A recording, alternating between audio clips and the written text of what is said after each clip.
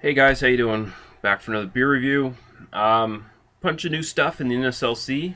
I'm not going to go over it all, but you'll see most of the stuff pop up in my reviews anyway. So there is a bunch of new things in the NSLC. Some of it's just new formats or new packages for some previously appearing things. But here is something brand new.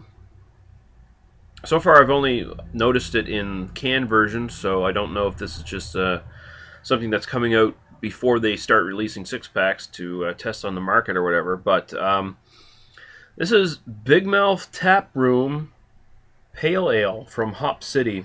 Of course, Hop City is basically the ones who do Barking Squirrel, and Hop City is really just Moosehead, the pretending to be a craft brewery, I guess, sort of thing. Or at least it's a brewery financed by Moosehead. So, 5% alcohol by volume. Apparently a gold winner in Brussels. It says Big Mouth. It's got a dictionary thing here. Noun: 1. A noisy, indiscreet, or boastful person who enjoys full-flavored brews. 2. An adjective: an extremely well-balanced pale ale with a flowery and blah blah blah. Don't tell me that shit. Number 3, another adjective. I don't think this is an adjective. 48 IBUs, Cascade, Kent Golding hops. Alright, so expecting just your standard, maybe British sort of pale ale kind of thing, you know, not a big American kind of thing, although it has Cascade in it, so you never know. I'm going in this totally blind, no idea what to expect from this. I mean, Barking Squirrel was okay for pseudo-craft lager kind of thing, so see what they do with this.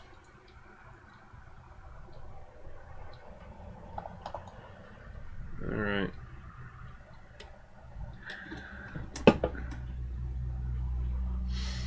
Very clear.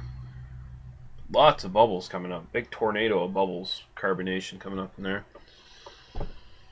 Looks a lot clearer on the camera. It's basically amber in color, like your light amber. About a 2-finger head. Doesn't look like it's going to stick around. It looks very fragile, but basically looks like a macro lager, honestly. No. Well, we'll go over to the aroma here now, see what we think. Oh, yeah, okay. You know what? The hop profile on this is not bad. This actually does smell like a craft pale ale of some sort. I'm getting your sort of the Cascade is definitely dominant there. You get your citrusy aspects of Cascade,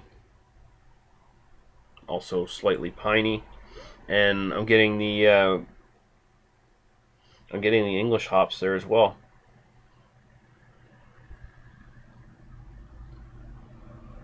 What was it, William at Golding, I believe. Kent Golding, yeah, Kent Golding. There we go. It's a very nice floral, slightly citrusy thing to it. Might even be getting a little bit of caramel malt on there. It actually does smell like a pale ale. I'm genuinely surprised. I'm genuinely impressed. So, cheers. We're going to go right to the taste.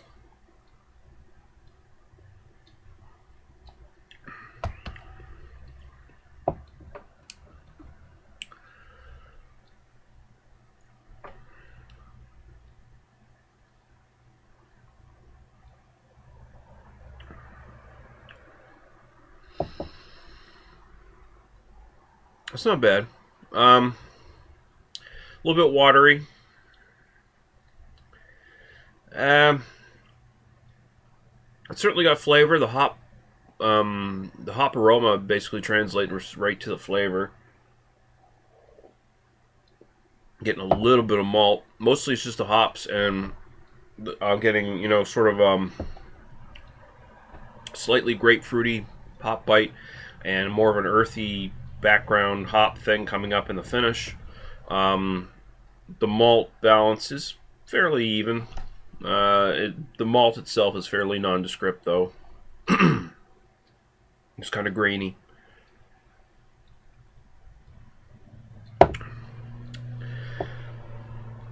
For Canadian viewers, think like something like an export ale, like Olin Export Ale or Mill Street Stock Ale, or something along those lines with like more hops. That's essentially what you're getting here. It's like a watered down American Pale Ale, essentially, is what we're getting. And that's not necessarily a bad thing. This is perfectly acceptable. It's not a great pale ale by any stretch of the imagination, but it's actually a fairly decent one considering where it's coming from. As a pseudo-craft pale ale, this actually works pretty well. It's a good little beginner pale ale, too, because it's got some hop bitterness, hop aroma, hop flavors.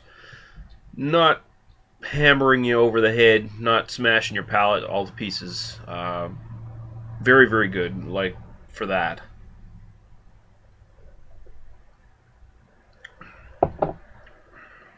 And it's perfectly drinkable. Of course, I would like more flavor. I'd like more bite. I'd like a bit of a better finish, because the finish sort of drops away after a while into this sort of watery nothing.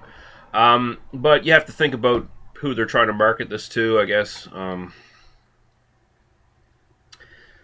But yeah, I'm going to say 3.5 out of 5, actually. There is nothing wrong with that for what it is.